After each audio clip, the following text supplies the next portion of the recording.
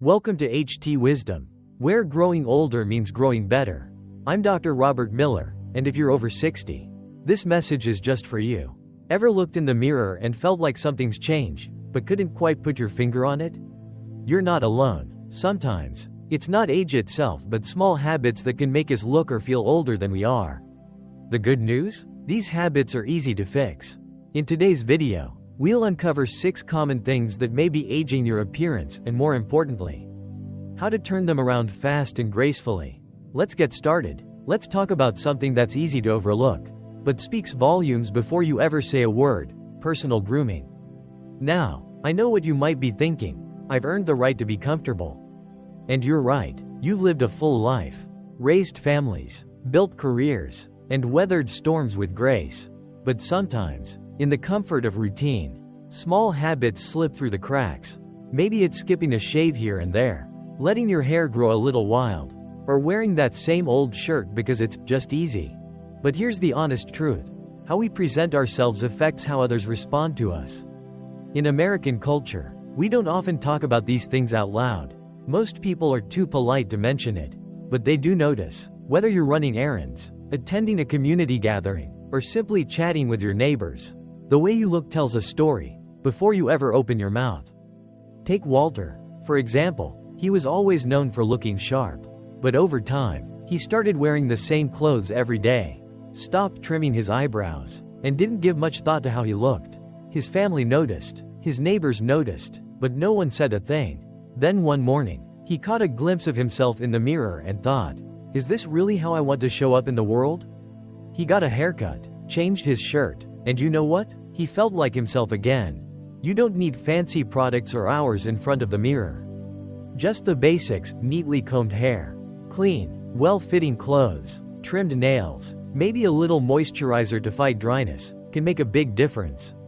You'll look more refreshed, and more importantly, you'll feel more confident. When you take care of yourself, it shows, and it sends a message to others that you're still present, engaged, and full of life. And speaking of presence, let's move on to another habit that impacts how others perceive us: the way we speak and engage in conversations. You might be surprised how something as simple as voice volume or interrupting can shape how others feel around us. Let's talk about communication, and how to make sure your voice is heard without overwhelming the room. Now that we've talked about personal grooming and how it shapes first impressions, let's move on to something just as important: how we speak. You've probably heard the phrase, "It's not what you say, it's how you say it." And when it comes to conversations, especially as we get older, this couldn't be more true. Over time, many older adults start speaking louder than they realize. It's usually not on purpose. Most of the time, it's because of gradual hearing loss. The tricky part? You may not even notice it's happening, but the people around you do. Take George, a 77-year-old who's full of energy and stories. He's the life of the party. But over the years, he started speaking louder and louder, without realizing it. At family dinners, he'd interrupt others mid-sentence or raise his voice to make a point. No one had the heart to say anything. But eventually, he noticed that people began pulling away. Conversations felt shorter, and interactions didn't flow the way they used to. Then one evening, he saw his granddaughter wince when he chimed in, and it clicked. George got his hearing checked and began being more mindful of how and when he spoke. And guess what? People started leaning in again, listening, laughing, engaging. All it took was a little self-awareness. Here's the takeaway: conversations should feel like a gentle game of catch, not a shouting match. If you've noticed people leaning away, lowering their own voices, or not responding as warmly as they once did, it might be time to reflect on your tone and timing. Try to pause, listen fully, and let others finish their thoughts. You'll find your voice is even more powerful when it's shared with grace. And while we're on the topic of first impressions and presence, let's talk about something else that silently shapes how others see you: what you wear. It might seem small, but outdated or baggy clothes can say more about us than we realize. In the next section, we'll look at how a few simple wardrobe updates can help you look and feel years younger. Now that we've touched on how we speak and engage with others, let's talk about something that quietly sends messages before we ever open our mouths: our clothes. Let's be honest, after a certain age, most of us start prioritizing comfort. And hey, There's nothing wrong with that. A soft flannel, a worn-in sweatshirt, or those pants that just feel right, they become our go-to favorites. But here's something we don't often think about, while comfort matters. How we dress also shapes how others perceive us. In American culture, clothing has always been a silent communicator. It tells people how we feel about ourselves. Whether we're approachable, confident, or still in the game. Wearing stretched-out sweaters, faded shirts, or pants from 2 decades ago might feel familiar, but over time, those same outfits can unintentionally make us seem out of touch, tired, or even less capable. Take Harold, for instance, an 80-year-old who was once known for his polished style. Over time, he started relying on baggy old clothes because they were just easier. His family noticed, his friends noticed, but no one said anything. Then one Sunday, he slipped on a crisp button-down shirt and a newer pair of slacks, and people lit up around him. He felt taller, stronger, and more himself again. It wasn't about fashion, it was about pride. You don't need a closet full of designer labels.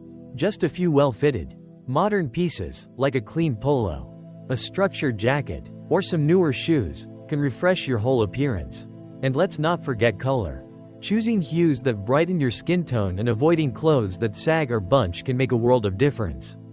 Ask for help at your local store or from someone whose style you admire. Most folks are happy to help. And while we're talking about how people respond to us, let's touch on something even more powerful than clothes, our attitude. Even the nicest outfit can't make up for a spirit that's always complaining, criticizing, or reminiscing about the good old days with a negative tone. In the next section, we'll explore how keeping a positive, uplifting outlook in conversation can draw people toward you, rather than drive them away. So, we've covered appearance, how you speak, how you dress, but now it's time to talk about something that's felt more than seen, your attitude. Let's face it, life changes fast. The world today looks very different than it did 30 or 40 years ago. And while it's completely natural to notice these changes, constantly pointing them out or criticizing them can unintentionally push people away, even loved ones. In American culture, we often shy away from tough conversations, especially with elders we respect. That means you may never hear someone say, "You're being a bit negative," even if they feel it every time you speak. Take Roger, a 75-year-old grandfather who loved sharing stories and his opinion on everything. At first, his comments were small, "Things were better back then," or "Kids today don't know hard work." But over time, those little remarks added up. His family started cutting conversations short. His friends didn't call as often. One day, his grandson asked, "Grandpa, do you even like anything anymore?" That question hit him like a brick. Roger hadn't even realized how often he was focusing on the negative. Here's the truth. Being critical all the time, even with good intentions, can make you seem bitter or hard to be around. It can age your presence faster than gray hair or wrinkles ever could. But there's hope, because just like any habit, it can be changed. Try this. Next time you're about to complain, pause. Can you find something good in the moment? Can you balance your concern with a positive observation or a little humor? Instead of saying, "The world's gone downhill," try, "Things are different now, but I'm curious to learn more." That shift in mindset can bring warmth to your conversations and make people excited to spend time with you again. And speaking of how people see you, did you know your body language speaks even louder than your words? From slouched shoulders to shuffled steps, the way you physically carry yourself has a big impact on how others treat you. In the next section, we'll explore how improving your posture can help you look more confident, energetic, and even years younger, without saying a single word. We've talked about attitude and how our words can lift people up, or push them away. But now, let's focus on something even more subtle, yet just as powerful, your posture and body language.